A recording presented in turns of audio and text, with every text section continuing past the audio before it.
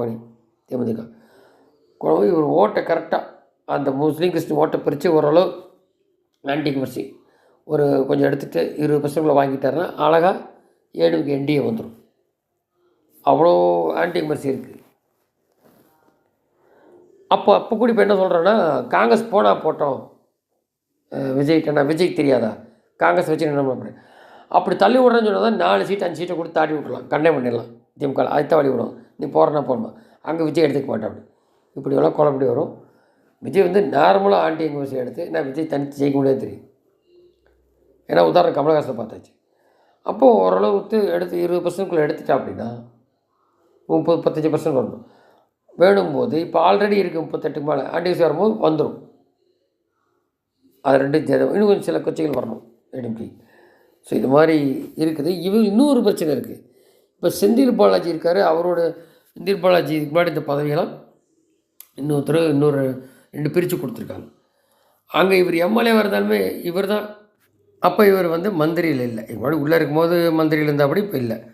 ஆனால் அந்த சம்மந்தப்பட்ட அந்த 10 ரூபா அந்த சம்மந்தப்பட்டது இல்லை இபி இதெல்லாம் இப்போ இருக்கிறவங்க பாதியாக பிரித்து கொடுத்துருக்கு 2 பேர். அதில் வந்து இவங்க அந்த முன்ன மாதிரி அதில் ஈடுபடுறாங்க. இன்னும் சில நீர்வளத்துறை முதற்கொண்டு அப்படிங்கும்போது அப்போ இந்த 10 ரூபா பாலாஜி எல்லாத்துலேயும் இது பண்ணும்போது அந்த சீனியர் ஏற்கனவே உதயநிதி வந்ததுனாலே அவங்களுக்கு பிடிக்கல. அதுக்கப்புறம் பிற்பாடு இப்போ எலெக்ஷன் வரும்போது ராஜேந்திரன் அது இதுன்னு கம்பி கட்டுறாங்க.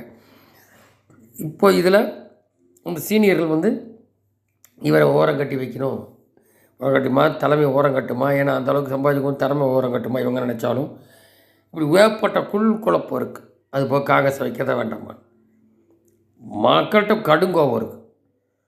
அதில் ஒன்றும் இல்லை, விஜய் வந்து ஏடிஎம்கே சேர வேண்டிய அவசியமே இல்லை.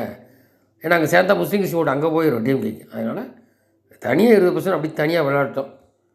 அந்த முஸ்லீம் கிறிஸ்டின் ஓட்டு அவங்க கொஞ்சம் பசங்க ஓட்டு ரைட்டாக இங்கே ஆண்டிங் வசதி அது அந்த மாதிரி பிரிச்சுக்கிட்டு அது மாதிரி இங்கே ஈஸியாக அண்ணாமலை பிரச்சாரத்தில் இது பண்ணிடலாம். ஆனால் இது எப்படி கொண்டு போக போகிறாங்க, ஏன்னா 2 தடவை இது பண்ணுற பழனிசாமி அந்த அளவுக்கு என்டாஸ் பண்ண மாதிரி தெரியல. அவங்க வலுவாக கூட்டணி சேர்த்து ஃபஸ்ட்டு வர்றதுக்கான இது பார்க்கணும் சான்சஸ் இருக்கிறத. அதுக்கப்புறம் என்ன முடிவு விடுவாங்கன்னு தெரியல. ஆனால் அண்ணாமலை தான் இதில் கீ ஃபேக்டர். பாஜகவுக்கும் அவர் தான் அதான் வளர்ந்து வந்ததுக்கு இது வரைக்கும் யாரும் வளர்க்கலை. அது அப்படியே சும்மா ஏதோ இந்த ஃபாரினில் வைக்கிற அழகு செடி மாதிரி பிடிக்க லேசாக இருந்தது கருணாநிதி கண்டில் பண்ணிட்டார். இதுக்கெல்லாம் காரணம் வந்ததுக்கு அண்ணாமலை தான். வருங்காலத்தில் ஆட்சி அமைக்கிறதுக்கு அந்த மாதிரி தீகம் வைப்பாங்க. இப்போ திமுகவை வெளியில் தள்ளணும். மக்களுக்கு உதவாத மக்கள் விரோத சக்திகள் பார்த்தோம். நன்றி.